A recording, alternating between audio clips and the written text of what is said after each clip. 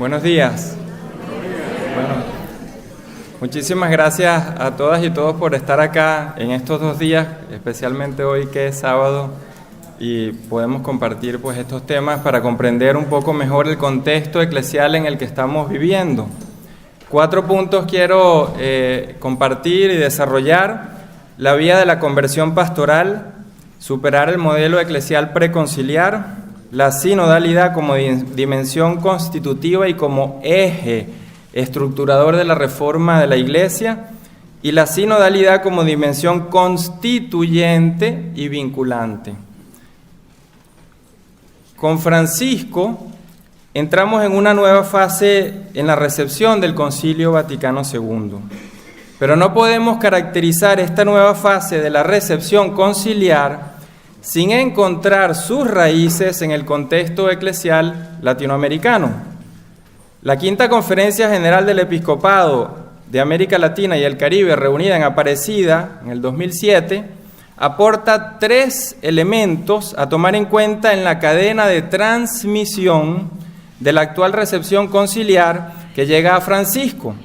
Los obispos ahí reunidos, en el documento conclusivo, en el número 369, dicen lo siguiente: nos motiva la eclesiología de comunión del Concilio Vaticano II, la eclesiología primero, el camino sinodal en el posconcilio segundo, y las anteriores conferencias generales del Episcopado Latinoamericano, tercero.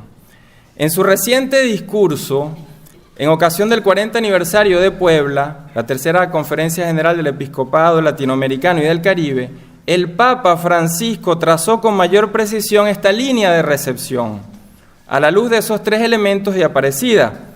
Dice: primero, el concilio; segundo, señaló a la Evangelii Nunciandi en relación con el camino sinodal emprendido por Pablo VI; y tercero, menciona a las conferencias de Puebla y Aparecida, refiriéndose al magisterio latinoamericano, saltando a Santo Domingo. En esta, así lo dice el texto que él lee, que está disponible en la página web del Vaticano. En esta cadena, dice Francisco, se encuentran las raíces de Evangelii Gaudium, que es la visión programática de su pontificado. Sin embargo, cuando se refirió específicamente a las raíces latinoamericanas, no podemos pasar por alto que valoró la eclesiología del pueblo de Dios en Puebla, pero no tomó en cuenta Santo Domingo, y además reconoció, muy importante, la labor profética de Gustavo Gutiérrez, fundador de la Teología de la Liberación.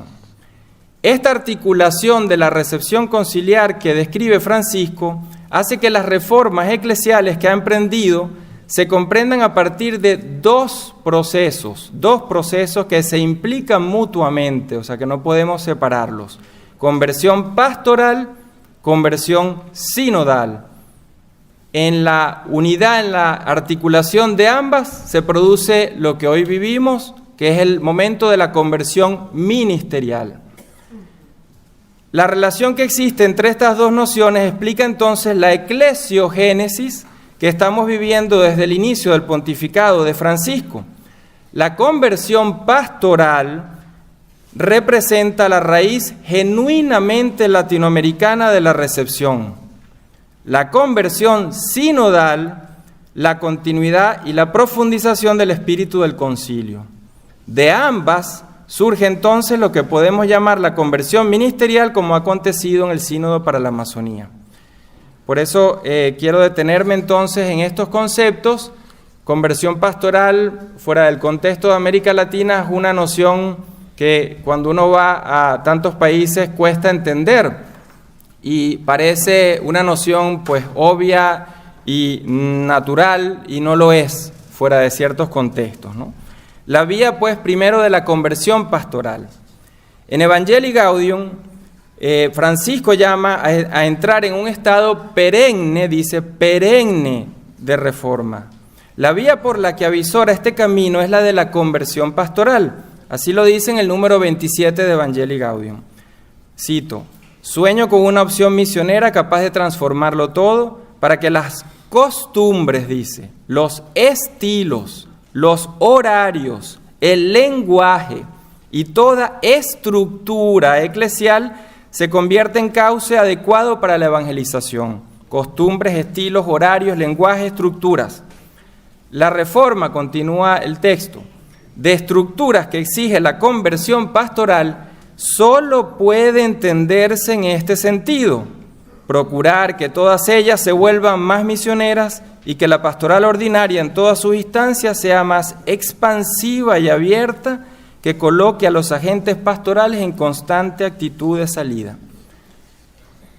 De este modo, la conversión pastoral es presentada como la condición sin la cual no habrá una verdadera reforma eclesial.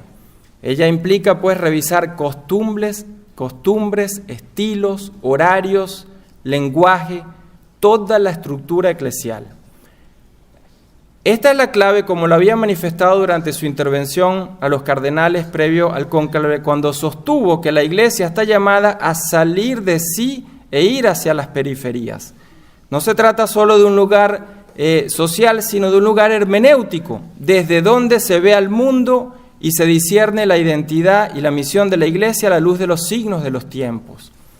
Al culminar el concilio, en una entrevista que da el cardenal Suenens, para explicar la dificultad del cambio que estaba ocurriendo, usa la metáfora de las dos miradas. La metáfora de las dos miradas.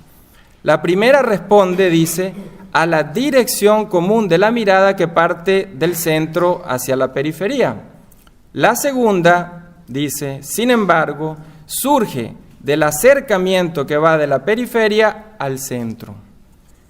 Siguiendo esta metáfora, podemos decir que para Francisco no se trata de buscar nuevos métodos para un anuncio más eficaz del querigma, sino de vivir en un constante proceso de conversión personal y estructural a partir de una permanente actitud de salida hacia las periferias. El regreso al centro, al estar en las periferias, implica una permanente actitud de conversión, un proceso de proceder eclesial, un modo que, estando en la base, llama a reconstruir la comunión entre todos los sujetos y niveles hasta llegar a constituirnos en pueblo de Dios. El origen de esta noción de conversión pastoral se encuentra en la Cuarta Conferencia General del Episcopado de América Latina y el Caribe en Santo Domingo. Tal vez lo único realmente rico de esa conferencia que entra ambientalmente es ese concepto. Cito en el número 30 de Santo Domingo: la nueva evangelización exige la conversión pastoral de la Iglesia. Tal conversión debe ser coherente con el concilio. Lo toca todo y a todos, dice el texto de Santo Domingo, en la conciencia y en la praxis personal y comunitaria, en las relaciones de igualdad y de autoridad, con estructuras y dinamismos que hagan presente cada vez con más claridad a la Iglesia en cuanto signo eficaz, sacramento de salvación universal. Fin de la cita. En cuanto a la conversión de las mentalidades, pide revisar la misión de la Iglesia tanto en su ser como en su quehacer, a lo que se refiere como la conversión de la conciencia y de la praxis. Según el espíritu del texto, el cambio se verifica de modo concreto en el ejercicio de la autoridad, cuando ésta se la vive a la luz de relaciones de igualdad que broten del sensus fidelium. Sobre esta base, Santo Domingo pide entonces la conversión de las estructuras a partir de la creación de dinamismos o procesos internos que favorezcan al mejor cumplimiento de la misión de la Iglesia en el mundo. De este modo, en el documento la noción de conversión pastoral es propuesta como un eje orgánico y estructurador de todas las génesis y la organización eclesial, y dice, afectando a todos y a todas, a todo en relación a los estilos de vida, repito, los ejercicios de autoridad y poder, los modelos eclesiales, estructuras y dinamismos. Tal vez, como decía, el número que recupera lo que no entró a Santo Domingo y que luego Aparecida, en el 2007, la Quinta Conferencia, entonces retoma La conversión pastoral en Aparecida es ahora situada en relación a las reformas espirituales, pastorales e institucionales, 3 dimensiones que cita Aparecida en el 367, espirituales, pastorales e institucionales. Por lo que dando un paso más se considera necesario, dice Aparecida en el 365, cito, abandonar las estructuras caducas que ya no favorezcan la transmisión de la fe. Estructuras que todavía hoy tenemos y que no hemos abandonado, ¿no? El documento de Medellín, la Segunda Conferencia General del Episcopado Latinoamericano en 1968, ya había pedido superar este modelo preconciliar de cristiandad al decir que estaba basado, dice Medellín, en una sacramentalización con poco énfasis en la previa evangelización. Al asumir pues esta categoría de la conversión pastoral, Aparecida resitúa el modelo de la Iglesia Comunión al interno del modelo pueblo de Dios, generando un modo eclesial de proceder sinodal, en el que, cito Aparecida 371, una frase interesantísima, los laicos deben participar, y dice, del discernimiento, de la toma de decisiones, 2, de la planificación, 3, y de la ejecución, 4 elementos de un proceso eclesial. Discernimiento, toma de decisiones, planificación, ejecución, 2007 Aparecida. La emergencia en Aparecida de estos primeros indicios de una eclesiología en clave sinodal incluye entonces los procesos completos de discernimiento, toma de decisiones, planificación y ejecución, y radica en una eclesiología a partir de la cual todos somos pueblo de Dios evangelizador, Aparecida 157. Por tanto, cito, la vocación al discipulado misionero, dice el documento, es con vocación. La vocación es con vocación entre los diversos sujetos y niveles. Una frase poderosa, hermosísima. Es decir, que lo vertical y lo horizontal no se pueden separar. Si no hay relaciones horizontales, no se puede construir desde abajo hacia arriba la sinodalidad.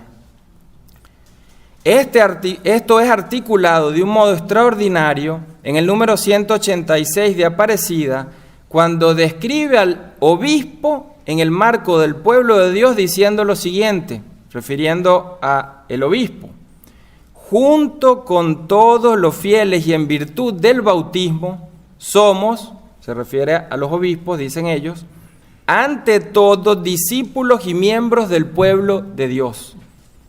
Como todos los bautizados, y junto con ellos, queremos seguir a Jesús, Maestro de vida y de verdad, en la comunión de la Iglesia. La consecuencia de esta eclesiología es que produce una inversión de la pirámide preconciliar eclesial que conlleva la necesidad de emprender una reforma orgánica que no solo resitúe a los estilos de vida y a los modos de relacionarse, sino que replantee las dinámicas y el manejo del poder en las estructuras eclesiales a la luz de la eclesiología del pueblo de Dios.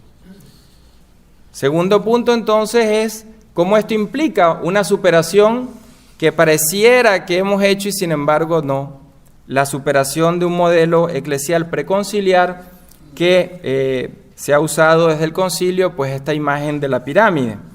La institución eclesiástica fue generando un proceso de clericalización de los ministerios. Para Francisco, una de las causas está en la pérdida, dice él, en uno de sus discursos a la curia, del contacto directo con el pueblo de Dios. ¿Cuántos obispos tenemos que nunca han sido ni párrocos ni obispos de una diócesis, es decir, de una porción del pueblo de Dios? Y fueron nombrados directo en una oficina. Entonces el método inductivo al cual se refería Carlos, pues no está en la cabeza, ¿no? Porque no está en la praxis. Esta frase pudiera sonar ingenua, el contacto directo con el pueblo de Dios, sin embargo no lo es. Hay que entenderla a la luz de lo que explicó el cardenal Suenens a poco tiempo de finalizar el concilio. Cito las palabras del cardenal. La Iglesia, vista a partir del bautismo y no ya de la jerarquía, apareció así desde el principio como una realidad sacramental y mística antes de ser también una sociedad jurídica.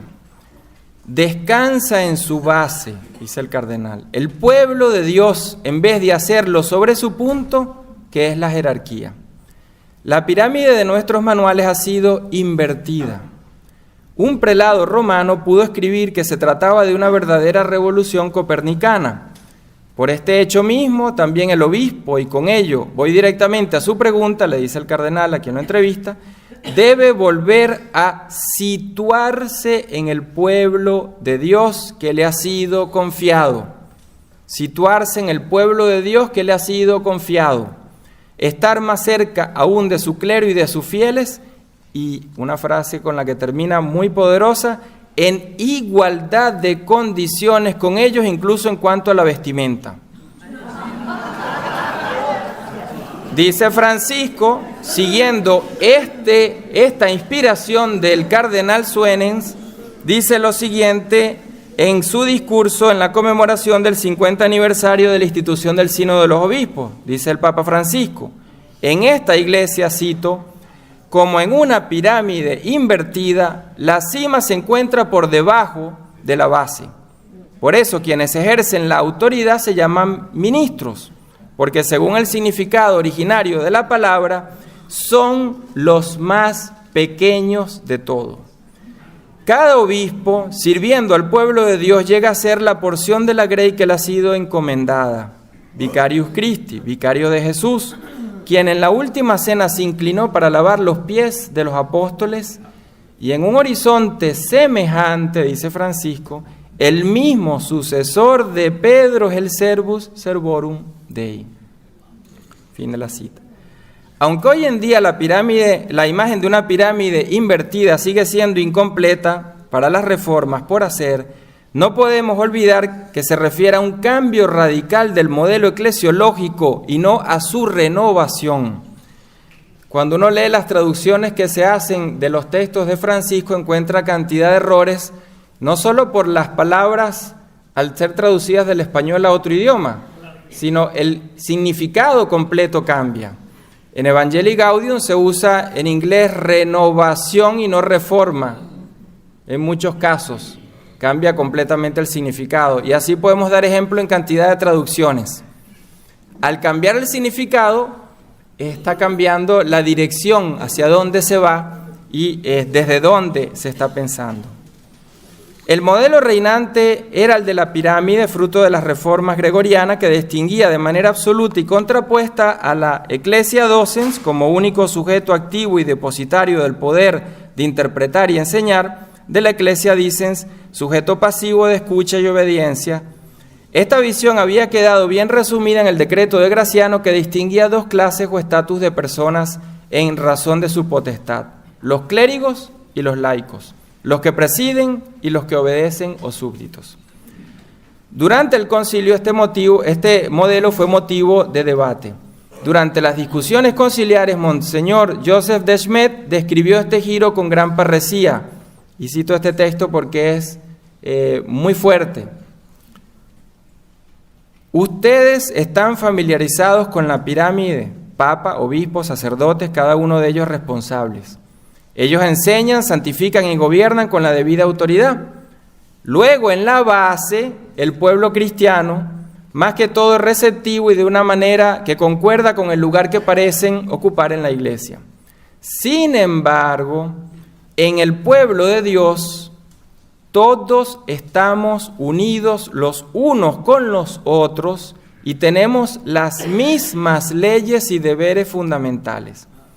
Todos participamos del sacerdocio real del pueblo de Dios.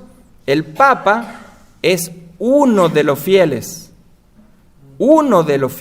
obispos, sacerdotes, laicos, religiosos, todos somos los fieles. Debemos tener cuidado, dice Monseñor de Smet, por lo tanto, al hablar sobre la Iglesia, para no caer, y aquí vienen las palabras que Francisco continuamente nos recuerda, en un cierto jerarquismo, clericalismo, obispolatría o papolatría. Lo que viene primero, termina el texto, es el pueblo de Dios. Fin de la cita. No solo se estaba partiendo de la base, como si el cambio pudiera ser reducido a una mera reubicación de los lugares en una nueva pirámide, sino que sobre todo se estaban incluyendo a todos los sujetos eclesiales en esa base periférica como punto de encuentro y de salida hacia el centro. Decir que todos somos fieles y lo que viene primero es el pueblo de Dios apela a un nuevo modo de proceder eclesial. No es simplemente un cambio de sujetos, de nombres, un nuevo modo de proceder eclesial que conlleva y concede primacía a dos principios fundamentales: el todo sobre las partes, resaltando la común dignidad bautismal y la participación de todos por igual en el sacerdocio común, y segundo, de la periferia al centro, llamando a un ejercicio horizontal, relaciones horizontales a la luz del sensus omnium fidelium, desde donde se integre y articule la totalidad del pueblo de Dios, el colegio episcopal y el sucesor de Pedro. Pero en este orden, a saber, primero el pueblo de Dios, todos, luego los obispos, algunos, y finalmente el obispo de Roma, uno, que son las tres palabras que se suelen usar en eclesiología. En este contexto es que Francisco dice lo siguiente: el Papa no está por sí mismo por encima de la Iglesia, sino dentro de ella como bautizado entre los bautizados y dentro del colegio episcopal como obispo entre los obispos. Cantidad de signos que Francisco ha dado, incluso ahora en el Sínodo para la Amazonía, participando como obispo entre los obispos.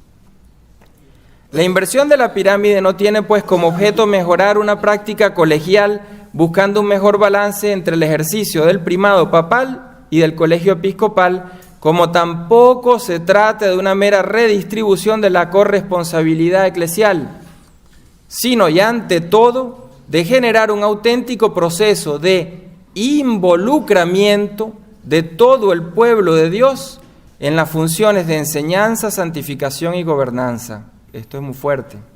Esto supone una auténtica eclesiogénesis que estamos viviendo, que valora a la Iglesia en su conjunto y no en sus partes solamente, y a partir de su permanente conversión pastoral y misionera desde la base. La inversión de la pirámide alude pues a un estilo eclesial y un modo de proceder que se traduce en la búsqueda de mecanismos y modos, dice Evangelii Gaudium 120, de trabajo común en la participación de todos según la diversidad y originalidad de los dones y servicios. Trabajo común en la participación de todos según la originalidad de los dones y servicios y la diversidad. Porque, termina el texto, en virtud del bautismo recibido, cada miembro del pueblo de Dios se ha convertido en discípulo misionero. Cada uno de los bautizados, cualquiera que sea su función en la Iglesia y el grado de su ilustración, de su fe, es un agente evangelizador, no un sujeto pasivo, un agente evangelizador. Esto nos lleva entonces a entender ahora el tercer punto: ¿por qué la sinodalidad? ¿Y por qué no se puede separar conversión pastoral de conversión sinodal y solo en la fusión de las dos se produce la conversión ministerial? Y como les decía al inicio, conversión pastoral es la más genuina recepción latinoamericana en Francisco, en eso que iba describiendo. Conversión sinodal, lo que se produce a la luz de la conversión pastoral en él, profundizando el concilio. Y de ahí surge entonces la conversión ministerial. La sinodalidad como dimensión constitutiva y como eje estructurador de la Reforma. La forma mentis de este giro eclesiológico que impulsa a Francisco lo encontramos expresada en su discurso durante la conmemoración del 50 aniversario de la institución del Sínodo de los Obispos. Ahí no solo definió la naturaleza de la Iglesia, sino hacia dónde debía ir la Reforma. Cito las palabras del Papa. El camino de la sinodalidad es el camino de Dios que Dios espera de la Iglesia del tercer milenio. Lo que el Señor nos pide, en cierto sentido, ya está contenido en la palabra sínodo: caminar juntos, laicos, pastores, obispo de Roma. El reciente documento de la Comisión Teológica Internacional sobre la sinodalidad la define como dimensión constitutiva de toda la Iglesia, dimensión constitutiva de toda la Iglesia, y se refiere a ella como la forma específica de vivir y obrar, vivir y obrar. La podemos definir aún más como un modo eclesial de proceder, un eje que atraviesa la vida en su totalidad de la Iglesia, en todas sus dinámicas, procesos, instancias, niveles, sujetos, etc. Por lo que también es una dimensión constituyente, es procesual, antes que una mera práctica de índole funcional y organizacional. A la luz de la sinodalidad podemos avanzar en la recepción actual del concilio, pues ella ha de constituirse en el eje estructurador de un proceso de eclesiogénesis que involucre a todo el pueblo de Dios en los procesos de, como decía Aparecida, discernimiento, elaboración, toma de decisiones y ejecución. En la manera de concretar el clásico principio medieval, según lo cual lo que afecta a todos debe ser tratado y aprobado por todos. Al ser la sinodalidad una dimensión constitutiva y constituyente, o sea, eje y proceso, de lo eclesial, no puede identificarse con un acontecimiento puntual ni reducirse a un método. La sinodalidad es mucho más que las formas institucionales clásicas mediante las cuales ésta se puede realizar, como son los concilios, los sínodos o los consejos, etc. La sinodalidad es mucho más que el sínodo. El sínodo es expresión, pero no culmina un proceso sinodal ahí. Bernard Frank sostiene que la esencia de la sinodalidad es un espíritu en lugar de un principio, porque acentúa las relaciones y los procesos entre los sujetos. Esto se logra por medio de dinámicas participativas como son, y dice Bernard Frank, la escucha recíproca, el intercambio y la comunicación, el compartir y la solidaridad, el deseo de llegar a un consenso, a una convicción común. Esto requiere, continúa, la voluntad de colaborar y cooperar, de aceptar y de acoger, de dar y de recibir. Esto supone, dice al final del texto, relaciones impregnadas de respeto y de caridad, de humildad y de pobreza. Así es el espíritu sinodal. Gilles Routier, un eclesiólogo canadiense que ha estudiado de los más importantes también en la recepción del concilio, define la sinodalidad en los siguientes términos. La sinodalidad no puede reducirse a una mecánica formal, como si el establecimiento de figuras institucionales y la implementación de procedimientos y prácticas fueran suficientes para que pudiéramos vivir. Por el contrario, también puede existir donde los procesos formales no están establecidos. En este nivel infrainstitucional depende en gran medida de la capacidad de escuchar y la voluntad de aprender de los demás. Se basa en aquellos que realizan la función de presidir, en el entendimiento de su ministerio y en la conciencia de esta función de presidir la Iglesia de Dios, que ha sido confiada a sus ministros ordenados sin separarlos ni empoderarlos de los otros miembros de la Iglesia de Dios. Por lo tanto, la sinodalidad, dice Routier, que pide actitudes y es producto de un espíritu, y termina con esta frase, depende en gran medida de las habilidades relacionales de quienes ejercen cargos y de su capacidad de situarse como hermanos, amigos, colaboradores y cooperadores. Conversión pastoral. Sin las actitudes sinodales no hay espíritu sinodal que lleve a estructuras sinodales. Por ello, y con audacia, Francisco afirma: una iglesia sinodal es una iglesia de la escucha. Y dice Francisco, con la conciencia de que escuchar es más que oír. Es una escucha recíproca, en la cual cada uno tiene algo que aprender. Pueblo fiel, colegio episcopal, obispo de Roma. Uno escucha de los otros, en escucha de los otros, y todos en escucha del Espíritu Santo, el Espíritu de verdad, para conocer lo que Él dice a las iglesias. En esta interacción, en esta dimensión de sinodalidad como proceso, implica pues la formación de un estilo sinodal. Si no hay la formación de actitudes, escucha, discernimiento, diálogo, capacidad de construir consensos, no se pueden generar los procesos de sinodalidad, los procesos de reforma. Por eso a veces, ¿y qué hace Francisco? ¿Y dónde está la reforma? Bueno, no se trata de imponer una estructura, de quitar a una persona y poner a otra, como lo ha dicho él en repetidas oportunidades. Puedo quitar a alguien del cargo, pero la estructura sigue funcionando de la misma manera. Formación de un estilo eclesial sinodal implica formación de actitudes. Por ello, la novedad de la visión de Francisco no radica en la sinodalidad en sí misma, sino en que ésta ha de ser posibilitada y accionada por la conversión pastoral. No podemos separar la conversión sinodal de la conversión pastoral. Esto quedó claro en su mensaje a la curia en el 2016, cuando afirmó, cito: la reforma de la curia no se lleva a cabo de ningún modo con el cambio de personas, que sin duda sucede y sucederá, sino con la conversión de las personas. En realidad no es suficiente una formación permanente, dice él, se necesita también y sobre todo una conversión y una purificación permanente. Y termina diciendo, sin un cambio de mentalidad, el esfuerzo funcional sería inútil.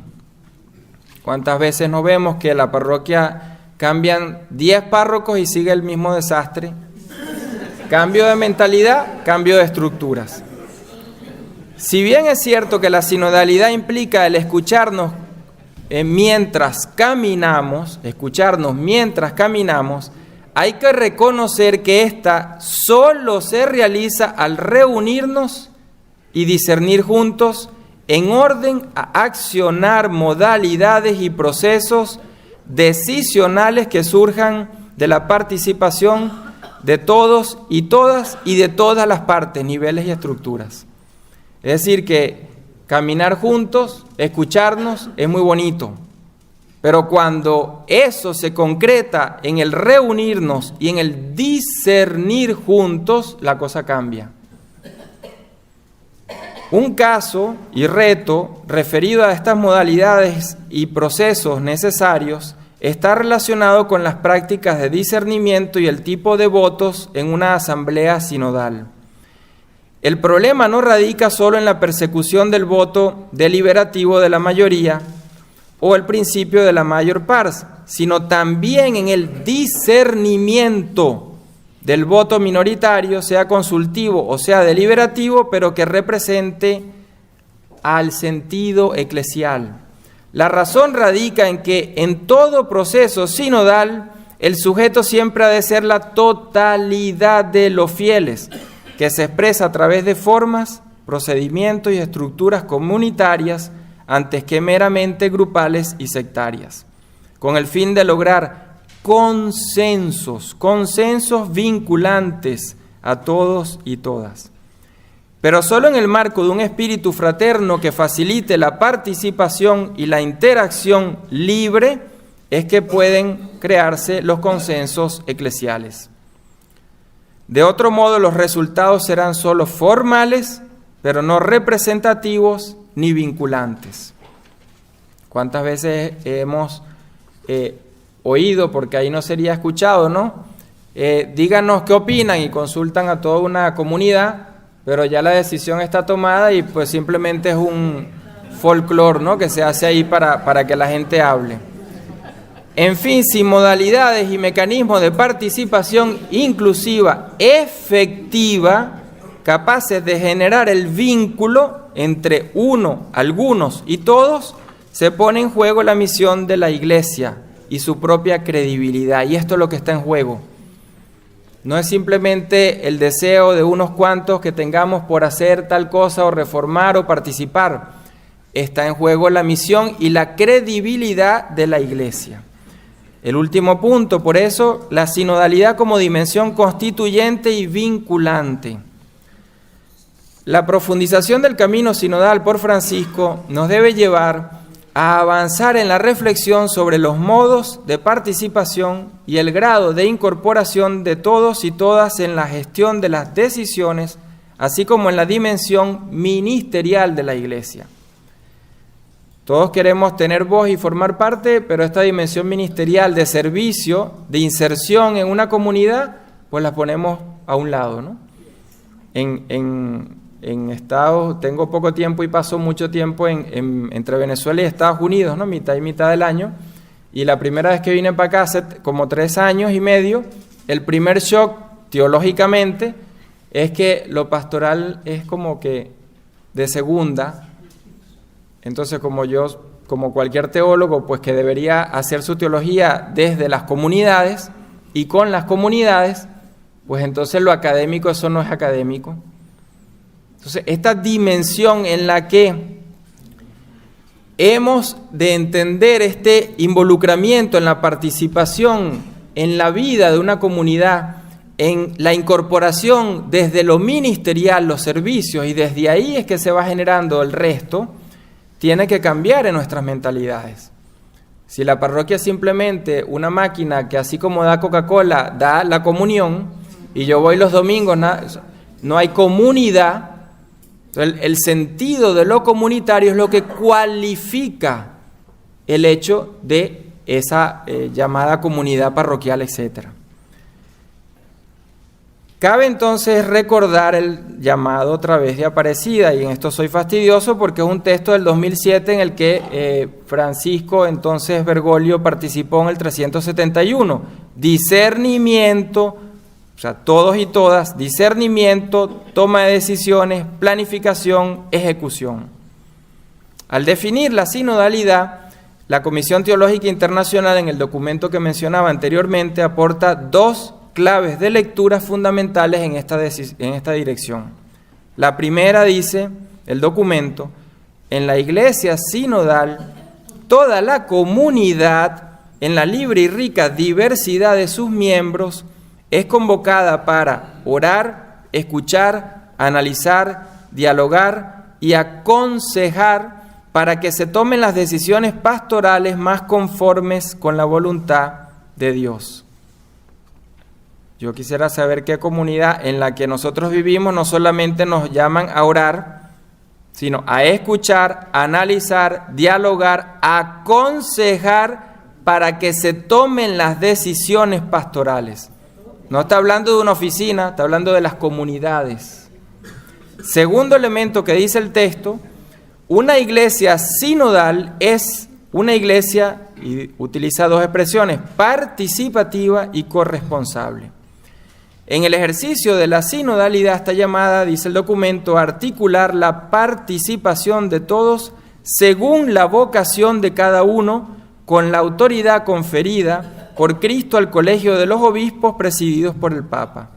Continúa el documento, la participación se funda sobre el hecho de que todos los fieles están habilitados y son llamados para que cada uno ponga al servicio de los demás los respectivos dones recibidos del Espíritu Santo.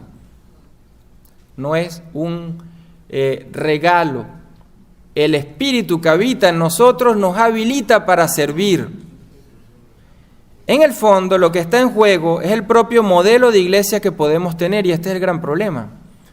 El modelo eclesiológico es decisivo para concebir los sujetos y sus modalidades de participación, así como para determinar la vinculación de los ministros ordenados a los procesos de elaboración de decisiones. Si se entiende a la iglesia desde su condición de discípula misionera, entonces la totalidad del pueblo de Dios es sujeto, como decía Aparecida, como dice Evangelii Gaudium, sujeto de todos los procesos que corresponda discernir con el fin de cumplir la misión de la iglesia. Nadie puede estar excluido de la convocatoria a participar. Sin embargo, dicha participación pasa necesariamente por recuperar esta sinergia sinodal de los ministerios y los carismas presentes en la vida de la iglesia. Podemos, pues, para ir terminando, hablar de un modo de proceder sinodal caracterizado por los siguientes pasos: aconsejar en la iglesia, lo cual supone el ver, recoger datos, escuchar opiniones; juzgar, segundo elemento, es decir, evaluar lo recogido en este proceso; y tercer elemento, discernir lo asumido en orden a la misión de la iglesia; actuar. Tres elementos que concuerdan con lo que explicaba Carlos del método latinoamericano y la Gaudium et Spes, Medellín, etc. Así pues, en relación a las modalidades de participación y la creación de vínculos, es necesario distinguir entre el proceso para elaborar una decisión, decision making, mediante un trabajo común de discernimiento, consulta, cooperación, y el segundo momento, la decisión pastoral, decision taking, que compete a la autoridad del obispo, garante de la apostolicidad y catolicidad. La elaboración, dice el documento de la Comisión Teológica Internacional, es una competencia sinodal. La decisión es una responsabilidad ministerial. Lo importante es que estos dos momentos del proceso no se consideren separados, sino que sean mutuamente vinculantes. Es por ello que la Comisión Teológica Internacional habla de la circularidad que debe existir entre el sensus fidei, el discernimiento, y la autoridad, en virtud de la dignidad bautismal y la corresponsabilidad de todos. Si esta circularidad funciona, entonces el proceso de decision taking no será tan distinto a lo que procede del decision making. Si todos participamos, el problema no está en quién toma la decisión, sino el vínculo que sea capaz de ir creando tal proceso de involucramiento que aquello sea representativo y no sea simplemente impuesto. El reto está en lograr, pues, que las modalidades participativas bajo las cuales se ejecuta esta circularidad sean capaces de incorporar sujetos hasta ahora ausentes o considerados solo auxiliares y producir decisiones vinculantes, para lo cual es necesario reconocer el carácter normativo y recíproco de la vocación de cada sujeto eclesial en relación a su interacción con el resto. Esto no es solo un problema de los laicos y las laicas. En una diócesis, el clero es simplemente considerado auxiliar respecto del obispo. Esta concepción en la que no hay esa capacidad de crear el vínculo, pues todavía es un gran reto, y es el reto de la sinodalidad. Los mecanismos y procedimientos de consulta no pueden ser los únicos factores ni los más importantes para la elaboración de las decisiones en un proceso sinodal, como tampoco lo es la mera escucha a individuos aislados, sino, como hemos insistido, el diálogo, el discernimiento en conjunto, pero con miras a elaborar decisiones. Lo vinculante se encuentra en este proceso de decision making. Esto es lo que cualifica un proceso sinodal, ya que sin este elemento la toma de decisiones o decision taking pudiera estar basado en un modelo eclesial piramidal que se quiere superar. Esto implica, por tanto, que el voto deliberativo de los obispos se debe hacer al interior del pueblo de Dios, como testimonio decisivo y último del proceso que surge del voto consultivo de todos los fieles y en interacción con ellos. De este modo, a su vez, el voto deliberativo debe expresar el sentir con la Iglesia, mas no el sentir de la jerarquía como si ésta pudiera subsistir fuera de la comunión de los fieles. Es así como el decision taking de los muchos, colegialidad episcopal, y del uno, primado, no puede estar separado del decision making de todos, los fieles, en los que se incluyen los obispos y el Papa, como fieles también. Ciertamente, concluyo, los procedimientos de consulta son indispensables para formarse un juicio más adecuado acerca de lo que se deba debatir, pero la participación de todos y todas en la misión de la Iglesia va mucho más allá de eso. Como hemos explicado, el discernimiento, la toma de decisiones, la planificación y la ejecución aparecida es responsabilidad en conciencia de todos y todas y no de unos pocos, y como tal debe encontrar modalidades y estructuras adecuadas aún por pensar. El reto de hoy es claro: vincular la reforma de las mentalidades a las reformas de las estructuras. Aún más, trabajar el proceso actual de reformas a la par de una revisión orgánica del Código de Derecho Canónico. Aún así, hemos de reconocer que esto conlleva siempre a un problema de modelo eclesiológico. ¿Qué iglesia tenemos en la cabeza? ¿Qué modelo de parroquia? En lo concreto, nosotros, la iglesia muchas veces es simplemente cuando vamos a la parroquia y decimos, lo que dice Francisco es muy bonito, pero en mi parroquia eso jamás se ha visto.